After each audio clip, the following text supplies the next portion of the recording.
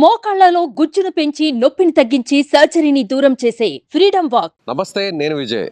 So AP assembly ఎన్నికల ఫలితాల్లోనూ అలాగే లోక్సభ ఎన్నికల ఫలితాల్లోనూ అటు కూటమి తెలుగుదేశం పార్టీ, జనసేన, బీజేపీ కూటమి సూపర్ హిట్ మెజారిటీతో అధికారంలోకి వచ్చినటువంటి పరిస్థితి. అయితే గతంలో అదే స్థాయిలో అంటే దాదాపుగా 151 ఎమ్మెల్యేలు అలాగే 22 మంది ఎంపీలతో 2019 ఎన్నికల్లో ఘన విజయం సాధించినటువంటి వైఎస్ఆర్ కాంగ్రెస్ పార్టీ ఈ ఎన్నికల్లో చతికిల పడిపోయింది. కేవలం 11 అసెంబ్లీ స్థానాలు అలాగే 4 పార్లమెంట్స్ లోక్సభ స్థానాలు గెలిచినటువంటి పరిస్థితి. అయితే ఇప్పుడు వైఎస్ఆర్సీపీ ప్రధాన కార్యాలయం తాడేపల్లిలో ఉన్నటువంటి సెంట్రల్ ఆఫీస్ ఎలా ఉందో ఒకసారి మనం చూద్దాం. ప్రస్తుతం ఇక్కడ మనం కార్యాలయం ముందున్నాము.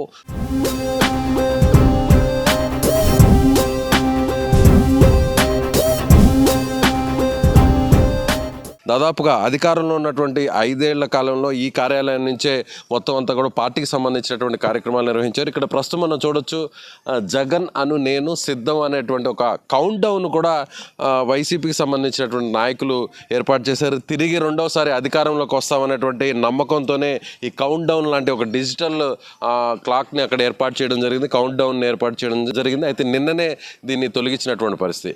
అంటే రెండవసారి జగన్ అను నేను అంటూ ఆయన సీఎం చేయబోతున్నారంటూ వైఎస్ఆర్సీపీ సంబంధించిన నాయకులు కౌంట్ డౌన్ ఏర్పాటు చేయడం జరిగింది. ఇక్కడతో పాటుగా అంటే ఈ ప్రధాన కార్యాలయంతో పాటుగా మిగిలినటువంటి ఎమ్మెల్యేలకు సంబంధించినటువంటి కార్యాలయాల్లోనూ కూడా ఇలాంటి కౌంట్ డౌన్ ఏర్పాటు చేయడం జరిగింది. అయితే ఇప్పుడు జగన్ దారుణంగా ఆ పార్టీకి సంబంధించినటువంటి ఎమ్మెల్యేలందరూ కూడా దారుణంగా ఓడిపోవడంతో ఇప్పుడు అవన్నీ కూడా తీసేశారు. సో ఇప్పుడు బోసిపోతుంది కార్యాలయం.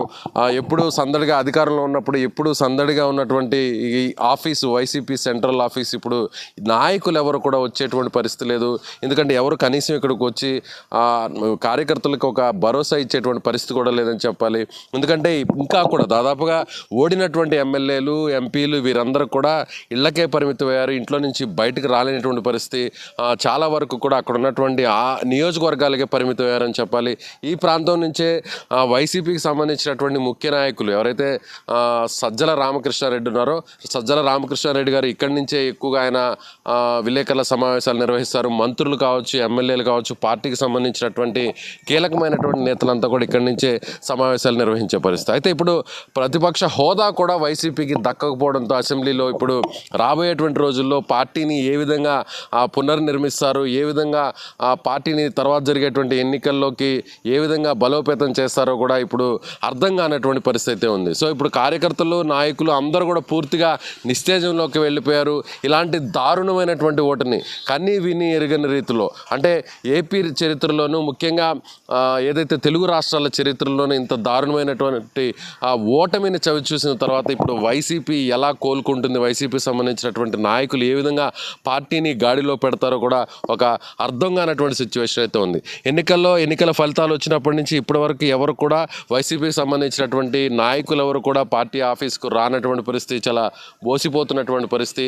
నిన్న మొన్నటి వరకు ఎన్నికల ముందు వరకు కూడా ఖచ్చితంగా గెలుస్తాము, రెండోసారి అధికారంలోకి వస్తాము, సంబరాలకి సిద్ధమా ఉండే అంటూ ఎవరైతే సజ్జల రామకృష్ణారెడ్డి గారు కావచ్చు, అలాగే మాజీ ముఖ్యమంత్రిగా ప్రస్తుతం మాజీ ముఖ్యమంత్రి అయినటువంటి ఎవరైతే జగన్మోహన్ రెడ్డి గారు ఆయన కూడా ట్విట్టర్ ద్వారా ఆయన పిలుపునిచ్చినటువంటి పరిస్థితి. కానీ దారుణమైనటువంటి ఓటమి వచ్చిన తర్వాత నాయకులు ఎవరు కూడా పార్టీ కార్యాలయానికి రావట్లేదు, ముఖం చాటేశారు.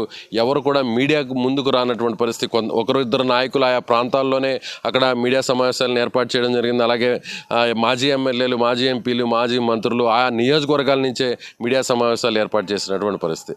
అంటే తాడేపల్లిలో గతంలో ఎంతో కీలకమైనటువంటి ఆఫీస్గా ఉన్న ఈ సెంట్రల్ ఆఫీస్ ఇప్పుడు రాబోయేటువంటి రోజుల్లో ఏ విధంగా ఇక్కడ కార్యకర్తలకు మనోస్థైర్యం నింపడం కావచ్చు, బలోపేతం చేయడానికి తీసుకునేటువంటి చర్యలు ఎలా ఉంటాయో కూడా చూడాల్సినటువంటి పరిస్థితి. సో ప్రస్తుతం ఒక బోసిపోయినటువంటి వాతావరణంలో ఇక్కడ తాడేపల్లిలోని వైసీపీ కార్యాలయం మనకి ఇక్కడ చాలా స్పష్టంగా కనిపిస్తుంది. డిజిటల్ క్లాక్ని ఏర్పాటు చేసి కౌంట్ డౌన్ని ఏర్పాటు చేసి ఇప్పుడు దారుణమైనటువంటి ఓటమి తర్వాత మొత్తం అన్ని చోట్ల కూడా అటు ప్రధాన కార్యాలయంతో పాటుగా ఎమ్మెల్యేల కార్యాలయం వద్ద కూడా ఏర్పాటు చేసినటువంటి ఆ కౌంట్ డౌన్కి సంబంధించిన క్లాక్లను, డిజిటల్ క్లాక్లను అంతా కూడా తీసివేసినటువంటి పరిస్థితి. ఇది వైసీపీకి సంబంధించినటువంటి కార్యాలయం వద్ద ఉన్నటువంటి పరిస్థితి. కెమెరామెన్ లక్ష్మణ్తో విజయ్, సుమన్ టీవీ, అమరావతి నుంచి. సుమన్ టీవీలో మీ పర్సనల్ అండ్ బిజినెస్ ప్రమోషన్స్ కోసం కింది నెంబర్కి కాంటాక్ట్ చేయండి.